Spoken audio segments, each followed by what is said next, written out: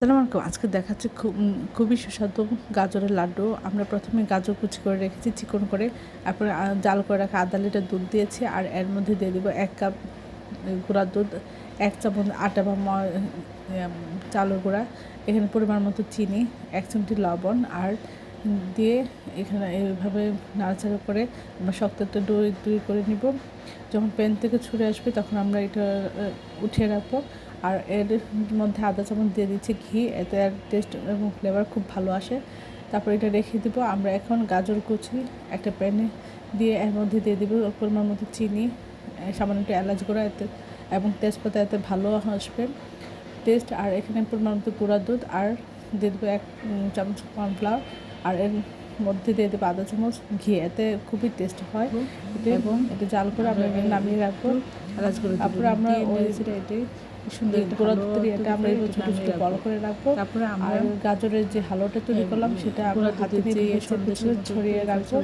ছড়ানোর পরে আমরা মাঝখানে ওই বলগুলি দিয়ে দিব, দিয়ে এইভাবে চারপাশে মুড়িয়ে টোটাল একটা বড় একটা বলে তৈরি করে নেব। এটা বানানো সহজ এবং লাড্ডুটা দিয়ে খুবই অসাধারণ হয়। সন্দেশে আমরা হাত দিয়ে গোল করে নেব একটা লাড্ডু শেপে। প্রতিটা বল আমরা তৈরি করে নেব। সবগুলো যখন বানানো হবে তখন আমরা লাড্ডু তৈরি করে নেব। বলগুলি গুঁড়া দুধের ইয়াতে আমরা মুড়িয়ে নিব। বুঝতে পারবেন এর টেস্ট এবং ফ্লেভার খুবই ভালো আসবে। আর এটা এতটাই সুস্বাদু হয় যে বলার বাইরে। এটাতে বাসায় তৈরি, এটা মনে হয় না, অসাধারণ স্বাদের হয়ে থাকে। আশা করি এই রেসিপিটা আপনারা এই শীতের সিজনে একবার হলেও ট্রাই করবেন। গাজর দেখুন যে বল এবং গুঁড়া দুধ আমরা এখানে করে নিলে গুঁড়া দুধ দিয়ে মুড়িয়ে নিয়েছি, নিয়ে আমরা এটা পরিবেশন করব। লাগে দেখতে অত্যন্ত সুস্বাদু হয় এবং সবাই যাদের কাছে ট্রাই করে মজা করে খায়। আমি একটু এইভাবে কেটে দেখাচ্ছি, দেখুন ভিতরটা অনেক সুন্দর হয়। সবাই চ্যানেলটি লাইক করুন, শেয়ার দেবেন, সাবস্ক্রাইব করবেন, প্রিয়জনকে বেশি বেশি করে শেয়ার দেবেন। আমার চ্যানেলে সব রকমের রান্নার রেসিপি রয়েছে, আশা করি দেখবেন। আসসালামু আলাইকুম। আজকে দেখাচ্ছি দুর্দান্ত স্বাদের পাউরুটির নাস্তা বা পাউরুটির পাটি সাপটা।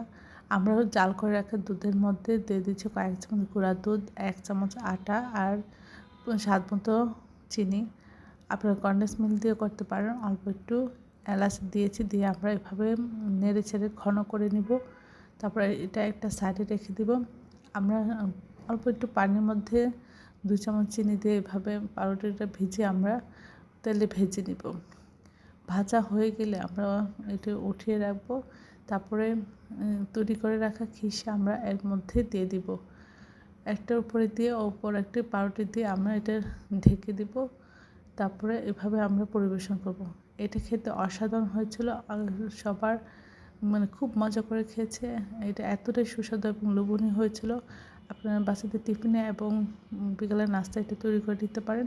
সবাই আমার চ্যানেলটি লাইক করবেন, শেয়ার দেবেন, সাবস্ক্রাইব করবেন, প্রিয়জনকে বেশি বেশি করে শেয়ার দেবেন। আমার চ্যানেলে সব রকম রান্নার রেসিপি রয়েছে, আশা করি দেখবেন।